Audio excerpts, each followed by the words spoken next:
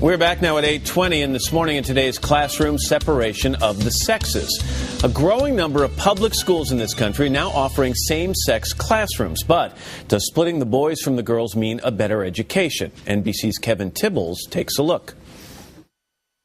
1, 2. Here in suburban St. Louis, these second-grade boys focus on their calisthenics. While across the hall, the girls in their own classroom are listening to music and reading. It has a lot of stuff that we can do that's like girlish. It's all part of an experiment at the Carmen Trail School, where some first and second graders attend same-sex classes. Principal Christine Raker says, simply put, boys and girls learn differently. Our goal is for our girls to have any choice that's available to them, and the same for boys. Supporters of same-sex classrooms say they cut down on distractions, and some evidence suggests test scores improve. While the girls sit behind desks for classroom projects, the boys either stand, sit on stools, or hang out in the classroom tent. 1, 2, I love you. As for reading material, boys want monsters, girls, movie stars. Movie star sunglasses. In the last 7 years, the number of public schools offering single-sex classes has shot up from just 11 in 2002 to 518 today. The program at Carmen Trails is so successful there's a waiting list, and many parents love it.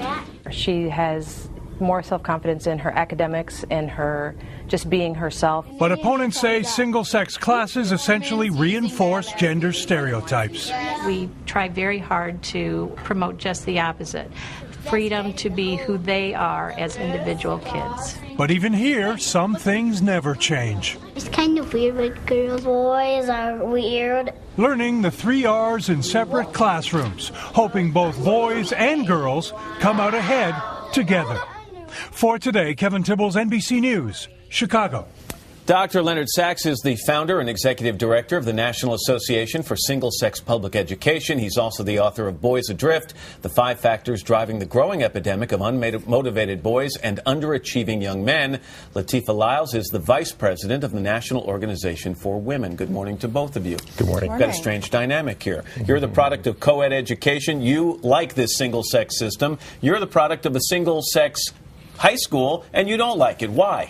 Well, you know, my high school was successful because not that we were separated, but you know what? The class sizes were small, the education curriculum was really rigorous, and the resources were funneled into that school to make us successful. There's nothing that shows us that if you do nothing but separate the sexes, you get success. So you're just in favor of doing nothing. Do you have real opposition to singling out and separating the sexes? I think that the key here is that there's a lot more similarities among boys and girls than there are differences. And I think that if we look at what those similarities are, knowing that some boys excel differently with auditory, some girls excel differently with auditory, and really acknowledging that there should be a diverse curriculum, both for boys and girls, really should be the way to go. We know that works. In the past, education was only available to boys. When girls began to be educated, they had to attend all-girls schools. Eventually, schools became co-educational, and this style is the most popular type of schooling today. Recently, though, single-sex schools have made a comeback, and this has raised the question of whether they are actually better than co-ed schools. When boys and girls are in the same class, all is well until they start to experience a range of emotions because of the opposite sex. When this happens, they can lose focus on their goals, and as a result, their studies naturally. Life already has too many distractions as it is, so shouldn't we minimize one of them for the sake of education? Wait a minute. Emotions such as love don't have to be distractions. For many young people, wanting to impress others can actually motivate them to work harder than usual. Their grades improve, and they might even grab the attention of that special someone. Okay, fine. Emotions perhaps could motivate some teens, but remember, all teens have to go through puberty. Their bodies and voices change.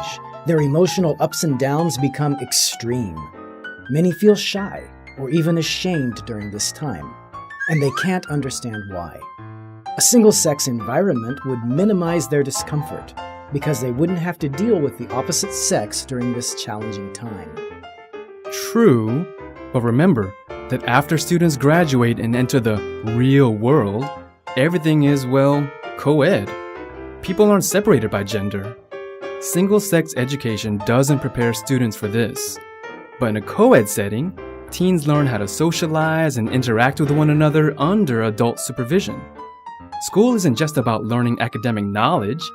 It should help them prepare for society as well. For a brighter future, co-education lights the way.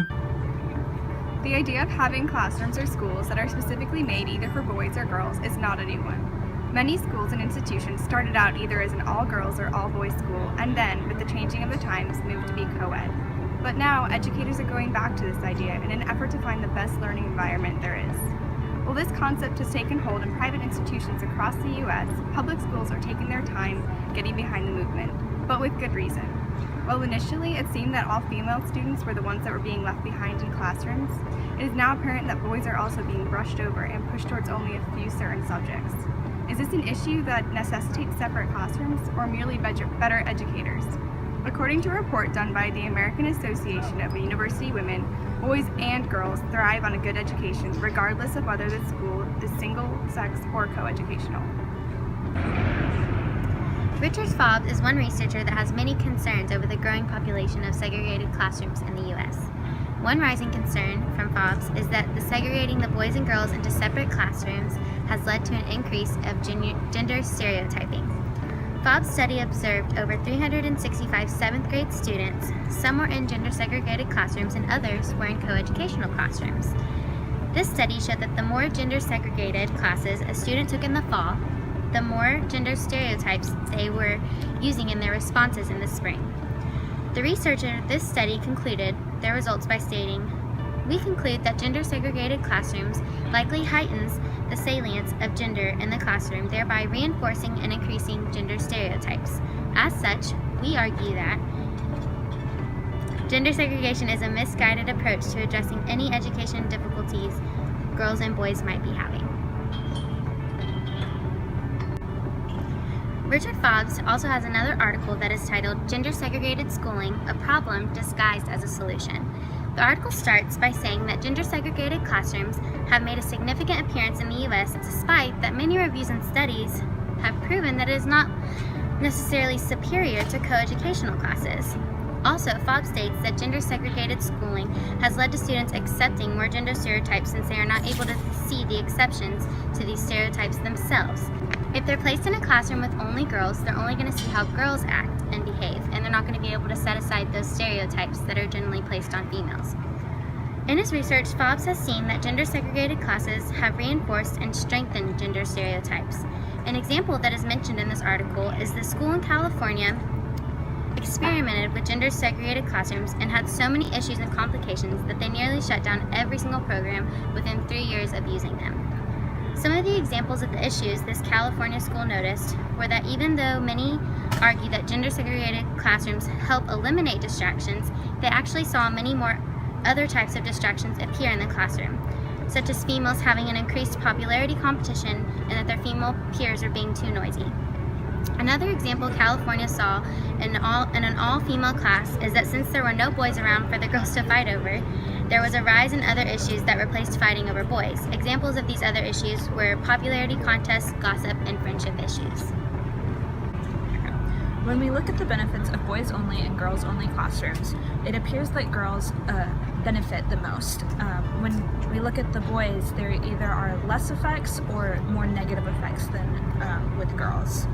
For girls, gender-separated classes are seen as a safe haven where they are free from male harassment and the distractions that boys provide.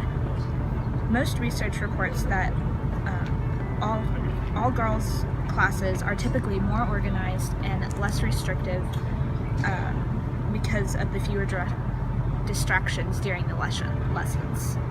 Girls report that in these classrooms they are more able to concentrate and that there is less embarrassment from speaking up during class discussions because there is no ridicule from the boys. It is also reported that when girls are separated from boys, they are more willing to take academic risks, and that there are improved attitudes towards subjects that are typically seen as male-dominated, such as math and science. For the boys, there are limited benefits, but there are some, such as not feeling the need to show off for girls, and feel that they are more comfortable to discuss personal topics when they are in an all-boys environment. There are also some reports that were done on the opinions of parents, and parents typically report that their children are happier to go to school when they are in an all-boys or all-girls classrooms, and that their academics are improving. But overall, more research needs to be done before we can decide on the specific benefits of gender-separated classrooms. Jennifer Friend performed a study over single-sex classrooms in a science classroom setting. The study consisted of one classroom with male and female students and another that was only one gender. The study was to see which of these classroom settings had a more positive effect on the students. During the study, it was seen that a lot of gender reinforcement was used. For instance, in the female-only classroom, the educator made remarks as such like, "This is pretty," or "It turned out nice." Also, the educator continuously referred to the entire class as girls, and some people would not find this as a positive. The study proved that gender stereotypes were found in both co-educational and single-sex classrooms. The conclusion of the study is that the structure of the classroom alone will not make a significant and lasting change in gender stereotypes that are already found in classrooms. After her research, Shirley Yates said that a generous amount of studies and reviews over gender-segregated classrooms and co-educational classrooms have found little evidence of consistent advantages in either of them.